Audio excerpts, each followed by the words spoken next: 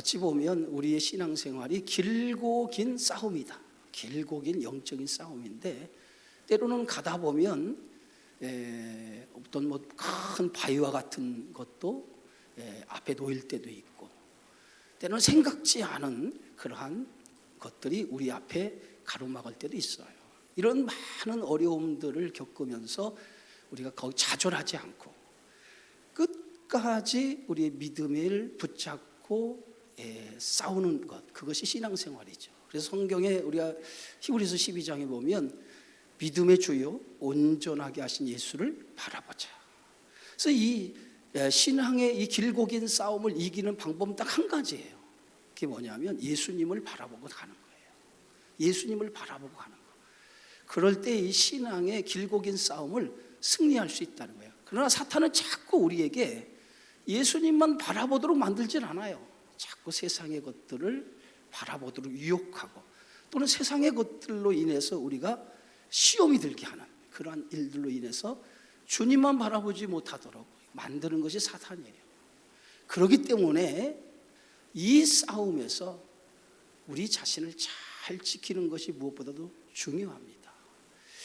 그래서 신앙생활은 길고 긴 싸움이지만은 그 길고 긴 싸움에서 우리가 승리할 수 있는 방법은 딱 한 가지예요.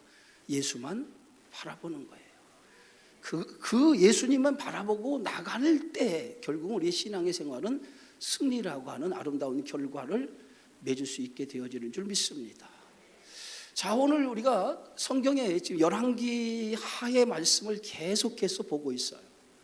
근데 이 열왕기 하에 등장하는 많은 왕들, 그 왕들 속에서 뭐냐, 하나님이 어떻게 그들을 쓰시고 계시는가, 그리고 과연 그들은 정말 하나님의 말씀에 부합되는 삶을 살아가고 있는가라고 하는 거예요. 어찌 보면 우리의 신앙생활과 같은 거예요. 하나님께서 우리를 불러주셨는데 부름을 받은 우리가 과연 하나님의 부름에 맞게끔, 부름에 합당한 믿음의 삶을 살아가고 있는가라고 하는 거죠. 그것을 오늘 신앙에 등장하는 인물을 통해서 우리와 비교를 해보는 거고, 어떤 왕들은 하나님이 보실 때에 정직하지 못하고 바르지 못해서 그 왕들 하나님 앞에 버림을 받는 왕들이 있었고, 어떤 왕들은 신실해서 하나님 보시기에 정직히 행하였다라고 평가를 받으면서 그 왕들에게 하나님의 복을 주는 그러한 왕들도 있었습니다. 그러나 대부분 우리가 열왕기에 등장하는 많은 왕들 가운데 하나님을 또 그리 칭찬을 받은 왕들이 그리 많지 않다는 거예요. 그만큼 신앙생활이 힘들고 어렵고 하나님 말씀을 지키고 살아가기가 어렵다라고 하는 것을 반증하는 그런 말씀이라고 생각해 볼 수 있어요. 자, 오늘 우리가 성경에 등장하는 말씀은 열왕기하 이제 14장의 말씀인데, 이 14장에 등장하는 왕은 누굽니까? 아마샤라고 하는 왕이에요. 아마샤. 이 아마샤라고 하는 왕은 유다의 왕인데요. 오늘 성경 말씀에 보니까 요아스의 제2년에 유다의 왕 요아스의 아들 아마샤가 왕이 됐다라고 그랬어요. 이 아마샤가 왕이 될 때 나이가 25살에 아주 젊은 나이에 왕이 되어지죠. 그리고 나서 그가 몇 년을 통치하냐면 29년이라고 하는 그 긴 시간을 유다의 왕으로서 나라를 통치하게 되어져요. 근데 그의 평가는 어떤 평가를 받습니까? 이 아마샤의 평가는 성경에서 이렇게 말하고 있어요. 3절에 보니까 여호와 보시기에 정직히 행하였으나, 이렇게 끝에 보면 정직히 행하였다, 하나님 보시기에 참 좋았다, 이렇게 끝나면 굉장히 좋을 텐데 뭔가 여지를 성경은 남겨주고 있었다는 거예요. 그 여지가 어떤 여지냐면 여호와 보시기에 정직히 행하였으나, 뭔가 그가 완벽한, 하나님 보시기에 완벽하고 아름다운 그의 인생이 되지는 않았다라고 하는 것을 성경 기자는 이렇게 표현하고 있어요. 근데 그가 하나님 여호와 보시기에 정직히 행하지 아니했던 그 한 가지가 뭘까요? 대부분 다 그가 정직히 행하였어요. 근데 한 가지 하나님 보시기에 마음에 안 들었던 모습이 있었다는 거예요. 그 모습이 어떤 모습이었냐면 산당은 제거하지 않았다라고 이렇게 얘기하고 있어요. 산당이라고 하는 건 뭐냐면 이 이스라엘 백성이 가나안 땅에 점령을 했을 때에 가나안 7 족속들이 섬기던 그러한 우상들, 그들의 우상을 산당에다 모셔놓고 그들이 그 산당에서 자신들의 믿는 우상을 섬겼던 것이에요. 그런데 지금 이스라엘 백성들이 가나안 땅을 정복하고 나서 그 가나안 족속들이 섬기는 그 산당들을 제거하지 않은 거예요. 근데 그것이 계속해서 이스라엘 백성들 가운데 그 산당 문화, 산당 신앙들이 살아 있었다는 거예요. 그런데 오늘 이 아마샤라고 하는 왕이 이제 유다의 왕으로 등장을 했지만은 그가 대부분 하나님 모시게 정직히 행했지만은 그가 산당은 제거하지 않았기 때문에 그것으로 인해서 하나님 앞에 100점이라고 하는 점수를 받지 않았다는 거예요. 그러나 또 한 가지, 이제 오늘 말씀의 이제 주제인데요. 또 한 가지 아마샤는 처음은 아주 좋았어요. 그의 통치 기간이 몇 년이라고요? 20 몇 년이요? 20 몇 년을 통치했다고요? 오늘 성경의 말씀에 보니까 29년을 통치했다고 그러겠어요. 29년. 29년이라고 하는 것은 굉장히 긴 시간 동안 통치를 했어요. 그런데 그 29년을 통치했는데 성경은 29년 동안 통치했다고 얘기하고 그가 정직히 행하였으나라고 얘기하고 있으나 그러니까 실제적으로 보면 그의 29년 중에 15년은 그야말로 왕으로서의 역할을 하지 못하고 어떻게 보면 그의 15년은 전혀 유명무실한 삶을 살았던 사람이 아마샤의 삶이었어요. 그러니까 결국은 29년 중에 15년을 빼면 몇 년입니까?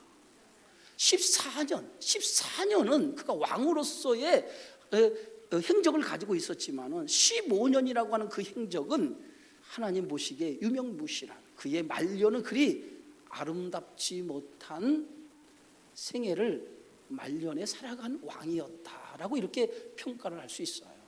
자, 그렇다면 오늘 이 아마샤의 말년이 왜 이렇게 되었을까? 그 원인이 뭘까라고 하는 것을 우리는 성경을 통해서 한번 추적해 봐야 돼요. 오늘 성경 말씀에 보면 7절에 보면 이렇게 기록하고 있어요.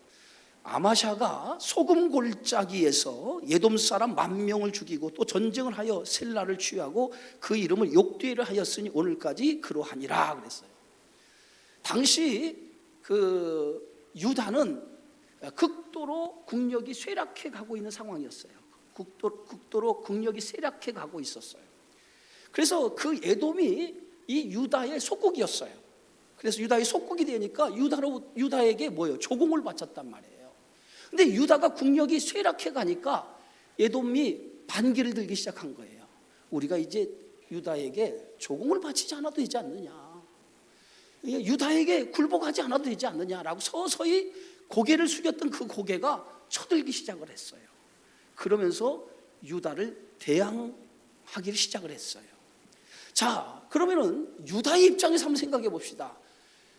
항상 자기 밑에서 고개를 숙이던 사람이 어느 날 갑자기 고개를 뻣뻣이 쳐들면서 자기를 대항하기를 시작을 한단 말이에요. 그럼 유다의 입장에서 보면 아니 상황이 이것이 아닌데 저도 고개를 쳐들고 자기를 대항하려고 하니까 이거 가만히 놔두면 안 되겠다는 생각이 들지 않겠습니까?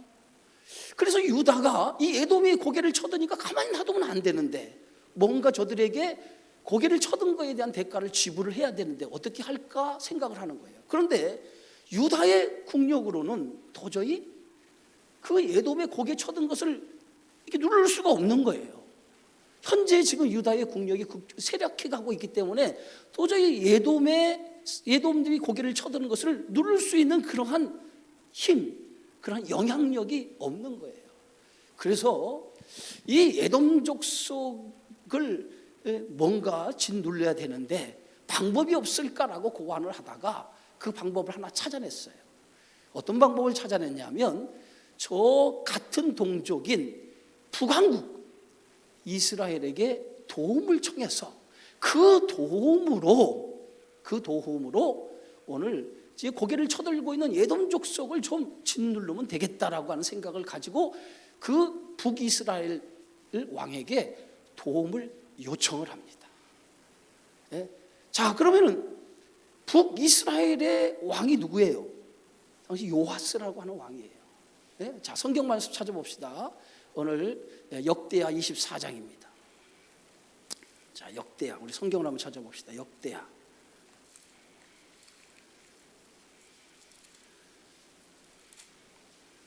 아, 25장.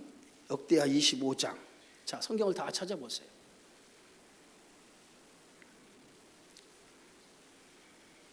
자, 5절.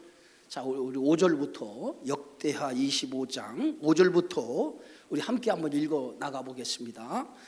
아마샤가 유다 사람들을 모으고 그 여러 족속을 따라 천부장들과 백부장들을 세우되 유다와 베냐민을 함께 그리하고 20세 이상으로 계수하여 창과 방패를 잡고 능히 전쟁에 나갈 만한 자 30만 명을 얻고 또 은 100달란트로 이스라엘 나라에서 큰 용사 10만 명을 고용하였더니 보세요. 자, 이렇게 에돔이 고개를 쳐드는 그 에돔을 고개 숙이게 하기 위해서 오늘 전쟁을 하기로, 에돔과 전쟁을 하기로 이제 마음을 먹어요. 누가요? 아마샤가, 유다 왕 아마샤가 마음을 먹고 유다 사람들 여러 족속을 모으기 시작을 했어요. 모았더니 몇 명이 모아졌어요? 30만 명이라고 하는 전쟁에 나가서 싸울 만한 사람 30만 명을 모은 거예요. 여기서 전쟁에 나가 싸울 만한 사람은 어떤 사람은 20세 이상이에요. 20세 이상 된 전쟁에 나가 싸울 만한 사람 20만, 오늘 뭐냐면 30만 명을 모은 거예요. 근데 이 30만 명 가지고도 지금 에돔 족속과 전쟁을 치르기 위해서 불안한 거예요. 불안한 마음을 가지고 은 100달란트, 은 100달란트로 이스라엘 나라, 그러니까 북왕국 이스라엘 나라에 도움을 청한 거예요. 그래서 그 도움, 어떤 도움을 청했냐면 이스라엘 나라에 싸움 잘하는 용사 10만 명을 고용한 거예요. 그러니까 용병이죠, 용병. 돈으로 대신 전쟁에 나갈 사람을 돈으로 산 거예요. 근데 어디서 사요? 북왕국 이스라엘 사람들 중에 싸움 잘하는 사람 10만 명을 돈으로 산 거예요. 돈으로 사가지고 이제 에돔 족속과 전쟁을 치르기 위해서 돈으로 산 거예요. 그래서 도한 몇 명입니까? 유다 전쟁에 나갈 만한, 싸울 만한 사람 30만 명과 큰 용사, 북왕국에서 용병으로 돈을 주고 산 사람 10만 명이 이제 전쟁을 이제 에돔 족속과 치르려고 준비를 한 거예요. 그런데 이때에 하나님의 사람이, 하나님이 이 전쟁을 반대하는 거예요. 자, 오늘 성경 말씀 7절입니다. 한번 읽어봅시다. 시작. 어떤 하나님의 사람이 아마샤에게 나와서 이르되 왕이여 이스라엘 군대를 왕과 함께 가게 하지 마옵소서. 여호와께서는 이스라엘 곧 온 에브라임 자손과 함께하지 아니하시나니 왕이 만일 가시거든 힘써 싸우소서. 하나님이 왕을 적군 앞에 엎드러지게 하시리이다. 하나님은 능히 돕기도 하시고 능히 패하게도 하시나이다. 자, 이렇게 해서 전쟁을 준비를 다 했어요.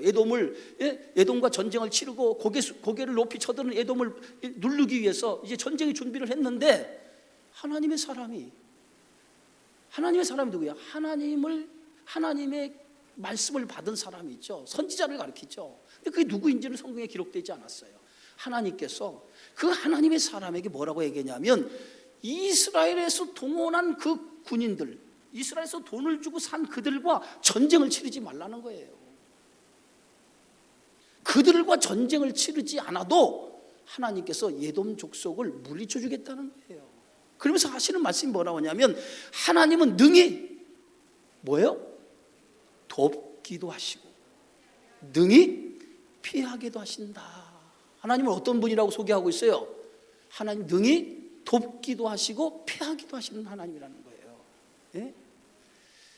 자, 그러면 이제 전쟁을 준비하다가 용병은 100달란트를 주고 10만 명을 샀어요. 이미 돈을 지불했어요. 그러면 돈을 지불했는데 이제 어떻게 하라는 거예요? 여러분 같으면 어떻게 하는 게 좋겠어요? 전쟁을 그냥 이 용병과 30만 명, 40만 명 가지고 에돔 족속과 전쟁을 치르는 게 낫겠습니까? 아니면 하나님의 말씀을 듣는 것이 낫겠어요? 예? 아마샤는 선택을 하는 거예요. 여기서 하나님의 말씀을 들어요. 그래서 하나님 앞에 하나님의 사람에게 은 100달란트를 주고 용병 10만을 샀는데 어찌하겠습니까? 네? 어떻게 하면 좋습니까? 라고 물어요. 그랬더니 이 하나님의 사람이 뭐라고 얘기하냐면 9절에 이렇게 말합니다. 여호와께서 능히 이보다 많은 것을 왕에게 주실 수 있나이다. 은 100달란트가 은 100달란트가 중요한 게 아니라는 거예요. 하나님은 능히 돕기도 하시고 피하기도 하신다고 그랬어요. 하나님은 이보다 더 많은 것을 주실 수도 있는 분이라는 거예요. 그래서 이 아마샤가 예브라임에게 온 군대, 북이스라엘에서 고용된 10만 명을 돌려보내요. 오늘 성경 10절 말씀 한번 읽어봅시다. 아마샤가 이에 예브라임에서 자기에게 온 군대를 나누어 그들의 고향으로 돌아가게 하였더니 그 무리가 유다 사람에게 심히 노하여 분연히 고향으로 돌아갔더라. 은 100달란트를 받아가지고 용병으로 고용됐는데 이제 돌아가라는 거예요. 돌아가라는 거예요. 그러니까 그들이 이제 고향으로 돌아가는데 심히 분하여 돌아갔다는 거예요. 그리고 나서 이제 아마샤가 용기를 낸 거예요. 하나님께서 분명히 이 전쟁을 돕기도 하시고 피하기도 하신다고 그랬으니까 이 전쟁 하나님 말씀 앞에 순종해서 이 전쟁을 치르게 되어지면 고개를 쳐들고 에돔 족속을 무찌를 수 있을 것이다 라고 생각을 하고 담력을 내어서 이제 그의 백성을 거느리고 소금 골짜기에 이르러 세일 자손의 그들과 전쟁을 치르게 되어지는데 거기서 세일 자손 몇 명을 죽여요? 11절에 10,000명을 죽이고 또 12절에 보니까 유다 자손이 또 10,000명을 사로잡아 가지고 바위 꼭대기에 올라가서 거기서 밀쳐 내려뜨려서 그들의 온몸이 부서지게 하였더라. 자, 이렇게 해서 오늘 그 전쟁을 어떻게 합니까? 승리로 가져오게 되어져요.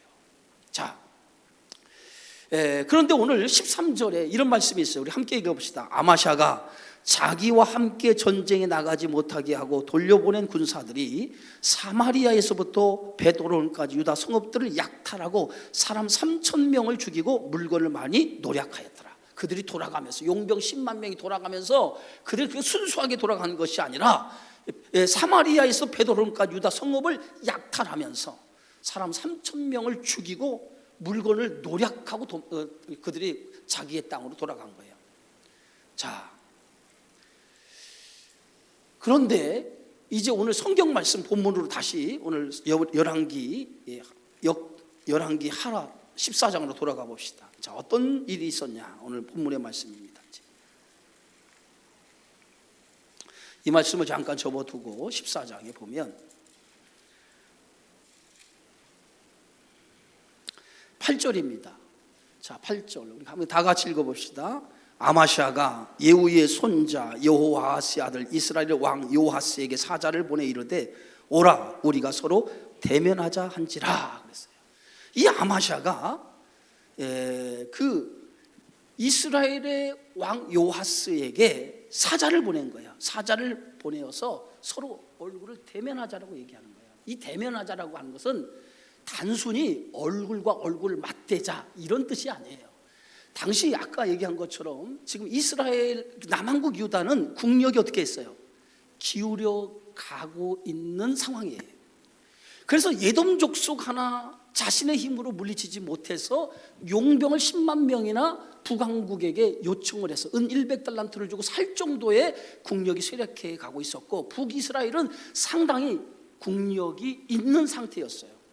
그럼 보면 지금 이렇게 보면 됩니다. 북이스라엘은 국력이 있고 그 중간에 누가 있냐면 유다, 그 밑에 누가 있냐면 에돔이 있는 거예요. 그런데 지금 전쟁을 유다가 자기의 힘으로 전쟁을 치렀어요. 누구와? 에돔 족속과 전쟁을 치르다 보니까 하나님의 도우심을 통해서 에돔 족속 머리를 쳐들고 있는 에돔 족속을 무찌른 거예요. 그러니까 아마샤 입장에서는 야 이거 봐라. 우리가 국력이 쇠하여 가는데 우리의 힘이 저 에돔 족속을 무찌를 만한 그런 힘을 가지고 있구나라고 하는 것을 알게 되어진 거예요. 그러다 보니까 자연히 이 아마샤의 어깨에 아마샤의 가슴에 힘이 들어간 거예요. 야 우리도 힘이 있구나.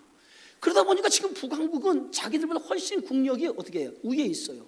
위에 있는 이스라엘에게 오늘 그 사자를 보내서 요아스 왕에게 우리와 대면하자. 이 말은 쉽게 얘기해서 한번 맞짱을 한번 띄워보자 이 얘기예요. 세상 말로 얘기하면 한번 힘을 한번 겨뤄보자라고 얘기한 거예요. 그러면 여러분 보세요. 요아스의 입장에서, 북왕국 이스라엘 요아스 왕의 입장에서 이 남왕국 아마시아의 왕이 한번 맞짱을 뜨자라고 하는 얘기를 딱 들어보는 순간에 어떤 생각이 들겠어요? 참 기가 차구나. 참 기가 차구나. 그러니까 이스라엘 입장에서는 한 주먹거리도 안 되는데 이게 나하고 맞짱을 뜨자고 그래? 참 기가 찰 노릇이구만. 이런 생각이 드는 거예요. 그래서 오늘 그 북왕국 이스라엘 왕이 이런 얘기를 해요. 그게 9절입니다. 한번 다 같이 읽어봅시다. 시작. 이스라엘 왕 요아스가 유다의 왕 아마샤에게 사람을 보내어 이르되 레바논 가시나무가 레바논 백향목에게 전가를 보내어 이르기를 내 딸을 내 아들에게 주어 아내를 삼게 하라 하였더니 레바논 들짐승이 지나가다가 그 가시나무를 짓밟았느니라. 여기서 이 레바논 가시나무는 누굴 뜻하냐면 남왕국 유다를 얘기하는 거예요. 그리고 북왕국 이스라엘은 레바논 백향목이에요. 레바논 백향목입니다. 예? 이 가시나무와 백향목은요 천지 차이라는 거죠. 신분의 차이가 천지 차이가 난다는 거예요. 신분의 차이가 가시나무와 백향목은 신분의 차이를 얘기하는 거예요. 근데 이 신분의 차이가 현격한 사람끼리 결혼할 수 있냐 이 말이에요. 예? 우리가 유유상종 끼리끼리라고 하는 얘기 있잖아요. 신분의 차이가 이렇게 나는데 그 신분의 차이가 나는 사람들끼리 결혼할 수가 있냔 말이에요. 그러니까 지금 남왕국 유다는 가시나무와 같고 신분이, 지금 북왕국 이스라엘은 신분이 백향목이란 말이에요. 신분의 차이가 엄격한데 딸을 내 아들에게 주어서 결혼하자라고 하면 그것이 용납이 되는 일이냔 말이에요. 신분의 차이가 이렇게 차이가 나는데 용납이 될 수 있겠냔 말이에요. 도저히 용납될 수 없는 일을 네가 제안한다. 다시 너는 북왕국 이스라엘과 상대가 되지 않는데 네가 예돔 족속을 좀 이겼다고 어깨에 힘이 들어가서 나와 한번 맞짱을 뜨자고 하느냐? 그게 가당치나 하다라고 생각하느냐? 라고 하는 얘기예요. 응? 그래서 오늘 10절 다 같이 읽어봅시다. 내가 예돔을 쳐서 파하였으므로 마음이 뭐 했어요? 교만하여졌으니 교만하여 스스로 영광을 삼아 왕궁에나 내 집으로 돌아가라. 어찌하여 화를 자초하여 너와 유다가 함께 망하고자 하느냐. 아마샤가 에돔 족속과 전쟁을 치르면서 그 에돔 족속과 전쟁을 치르면서 에돔 족속의 전쟁에 승리를 거두니까 거기에 도취가 돼서 그가 어깨에 힘이 들어간 거예요. 교만한 마음이 들어간 거예요. 그 교만한 마음이 그를 제어할 수 없어서 결국은 뭐냐면 자신에게 힘에 붙이는 이스라엘, 북왕국 이스라엘에게 도전장을 내민 거예요. 그러나 그 도전장은 무모한 도전장이었다는 거예요. 결국은 북왕국 이스라엘 왕이 오늘 뭡니까? 성경의 말씀 보니까 11절. 자 보세요. 아마샤가 듣지 아니하므로 이스라엘의 왕 요아스가 올라와서 그와 유다의 왕 아마샤가 유다의 벳세메스에서 대면하였더니 유다가 이스라엘 앞에서 패하여 각기 장막으로 뭐 했어요? 도망했다. 결국은 아마샤의 그 교만이 결국은 유다가 이스라엘과 전쟁을 했는데 이스라엘이 그 도전장을 받고 먼저 북왕국 이스라엘이 올라와서 유다와 전쟁을 치러서 유다를 완전히 박살을 내버린 거예요. 예? 결국은 이 전쟁에서 유다는 패하고 이 아마샤는 사로잡혀가요. 포로로 사로잡혀가게 되어져요. 뿐만 아니라 이스라엘은 예루살렘 성을 정복하고 그 성벽을 예브라임 문에서부터 성 모퉁이 문까지 400규빗이나 헐리는 그런 비참한 일들이 일어나게 되어지죠. 자, 왜 이러한 일? 분명히 하나님께서 전쟁에 뭐 하기도 하겠어요? 전쟁에 승리하기도 하고 돕기도 하고 패하기도 하신다고 그랬어요. 자, 그럼 우리 한번 생각해 봅시다. 자, 전쟁에서 하나님은 돕기도 하고 패하기도 하셨어요. 그러면 이 전쟁에서 이스라엘이 힘이 세기 때문에 지금 유다가 힘이 약해서 지금 이스라엘과 전쟁에서 패했다, 이렇게 우리가 생각해 볼 수 있어요. 그런데 실제는 그것이 이유가 아니라는 거예요. 에돔 족속과 전쟁할 때 유다는 자신의 힘으로 그 에돔 족속을 무칠 수 없기 때문에 용병을 은 100달란트를 주고 용병을 샀단 말이에요. 그러나 하나님께서 뭐예요? 용병이 필요 없이 네 힘으로 전쟁을 치러도 능히 승리할 수 있을 것이다. 그 얘기는 뭐냐면 하나님께서 도와주겠다는 얘기예요. 그러면 에돔 족속과의 전쟁에서 승리한 이유는 누구 때문에 그런 거예요? 유다가 전쟁을 잘해서 군사의 힘이 압도적이어서, 그래서 전쟁에 승리한 것이 아니라 그 전쟁은 하나님이 함께 하신 전쟁이었기 때문에 승리한 거예요. 그런데 지금 아마샤는 잘못된 생각을 하고 있는 거예요. 아마샤의 교만이 뭐냐면, 이 전쟁을 아담과의 족속에서 전쟁이 이겼으니 우리의 힘이 이만큼 힘이 있다, 그러니까 우리가 이제 이스라엘과 맞짱을 떠도 능히 이길 수 있지 않을까라는 지극히 인간적인 교만한 생각을 갖게 된 거예요. 그 교만한 생각에서 북왕국 이스라엘을 도전장을 내민 거예요. 그런데 이 도전장이 하나님 보시기에 결코 아름다운 도전장이었다라고 하면 하나님께 그 전쟁에서 승리하게 해주시죠. 그런데 그 교만 속에서는 어떤 문제가 도사리고 있었냐면, 그의 마음에 하나님 없이 전쟁을 해보려고 하는 마음이 그 안에 있었다는 거예요. 하나님 없이 내 힘으로 뭔가를 해보려고 하는 그 교만이 그의 마음속에 있었다는 거예요. 항상 우리가 잘 나갈 때 조심해야 된다는 그런 얘기가 있어요. 잘 나갈 때 보면은 내 힘으로 뭔가를 할 수 있을 거라고 생각을 해요. 내 능력으로 뭔가 할 수 있을 거라고 생각해요. 그러나 그때가 조심할 때예요. 내 힘으로 하겠다고 하는 순간에 하나님의 은혜는 없는 거예요. 하나님의 능력은 더 이상 임하지 않는 거예요. 자, 내가 오늘 오전에 여러분에게 사도 바울의 그 고린도후서 12장의 말씀을 통해서 사도 바울이 언제 강하다고 그랬어요? 약할 그때가 가장 강할 때라고 하는 것을 깨달았다는 거죠. 왜? 약한 그때가 뭐냐? 하나님의 은혜가 임하는 때였다는 거예요. 약한 그때가 하나님의 도구로 쓰여지는 때라는 거예요. 그걸 깨달았다는 거예요. 비록 자신의 육신의 가시를 하나님이 고쳐주지 않았지만은, 그러나 깨달은 것이 뭡니까? 하나님으로부터 받은 응답은 약하게 놔둔 것은, 가시를 고쳐주지 않은 이유는 그 약함을 통해서 하나님께서 바울을 더 강한 사람을 쓰기 위해서 육체의 가시를 제거해 주지 않았다는 거죠. 바로 믿음의 삶을 살아갈 때에 중요한 것은 뭐냐?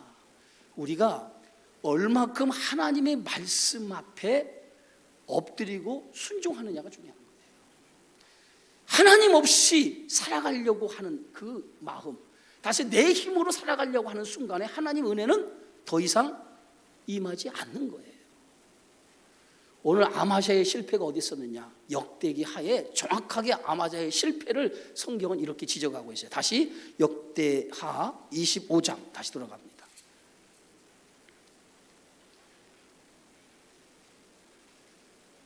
역대하 25장 찾으셨어요? 아까 찾은 말씀이에요. 14절입니다. 우리 함께 읽습니다.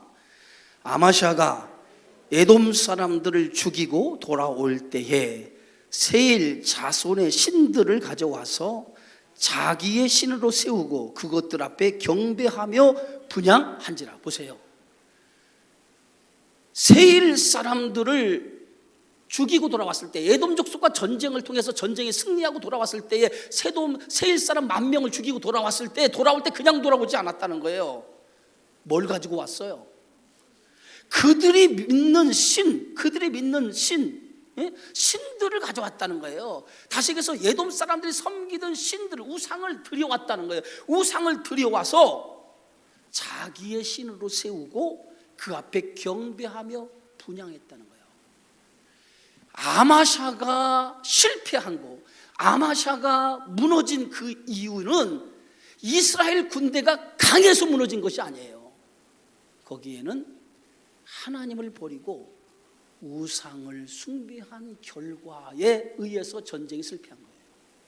결국은 하나님만이 나의 도움입니다, 하나님만이 나의 전부입니다 라고 하는 믿음을 가지고 전쟁을 치를 때는 그 전쟁이 승리를 가져왔어요. 그러나 하나님을 버리고 우상을 숭배하고 세상의 가치, 세상의 힘으로 살려고 하는 순간에 하나님께서 아마샤를 버린 거예요. 분명히 하나님께서 뭐예요? 은 100달란트를 가지고 그 북왕국 이스라엘의 용병을 산 것을 돌려보내라고 그랬죠. 이 전쟁은 세상의 가치, 세상의 방법으로 전쟁을 치르는 것이 아니라는 거예요. 하나님의 말씀에 순종하며 이 전쟁을 치르라는 거예요. 세상의 방법, 세상의 가치가 아니라는 거예요. 그래서 아마샤는 세상의 방법, 세상의 가치를 버려버린 거예요. 은 100단들을 받고 용병을 샀지만 그걸 버려버렸어요. 이 전쟁은 세상의 가치, 세상의 방법으로 싸우는 전쟁이 아니라 하나님의 말씀에 순종하여 싸우는 전쟁이구나를 깨달았기 때문에. 그런데 전쟁에 승리하고 돌아와서 기껏 붙들고 돌아온 것이 뭐예요? 그들이 섬기는 우상을 붙들고 돌아와서 그 신 앞에 엎드려 경배하기 시작했다는 거예요. 뭐예요? 아마샤는 하나님을 붙들고 살아갔던 그 신앙이 다시 세상의 가치, 세상의 방법을 붙드는 사람이 된 거예요. 결국은 이 세상의 가치, 세상의 방법을 붙드는 그는 어떻게 됐습니까? 전쟁에서 실패하게 되고 결국은 포로로 끌려가게 되었다는 거예요. 언제나 우리의 삶은요, 하나님의 방법으로 살 거냐 아니면 세상의 가치, 세상의 방법으로 살 거냐, 항상 우리에게 이 두 가지 문제가 대두되고 있어요. 여러분, 무엇으로 삽니까? 어떤 방법으로 살아야 되겠어요? 하나님의 말씀, 하나님의 말씀하신 그 말씀의 가치를 붙들고 살아가야 돼요, 믿음의 성도. 그런데 많은 성도가 그렇게 얘기를 하지만 실제 삶의 문제에 부딪히면은 그 삶의 문제 속에서 하나님의 말씀을 붙들지 못하고 세상의 가치, 세상의 방법을 붙드는 것이 우리들의 삶이라는 거예요. 그것이 아마샤의 이야기가 아니에요. 대부분 오늘 성도들이 살아가는 삶의 방법이라는 거예요. 그 방법은 하나님 보시기에 아름답지 못하다라고 하는 것을 우리에게 가르쳐주고 있는 거예요. 당장의 이익, 당장의 내 눈앞에 이익이 있고 당장의 내 눈앞에 성공이 눈앞에 보인다 할지라도 그것이 세상의 가치고 세상의 방법이라면 그걸 놔버려야 돼요.